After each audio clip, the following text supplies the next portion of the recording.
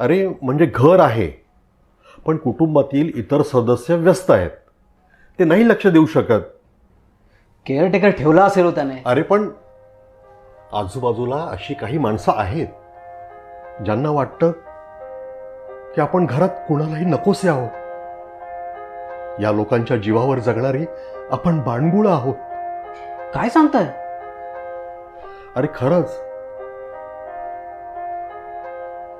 कोणी व्यक्ती जर अशी एकटी बसलेली असेल ना, तर मी स्वतःहून जातो आणि बोलतो त्या व्यक्तीशी. एका विचित्र कोंडीत सापडलेत रे काही जण.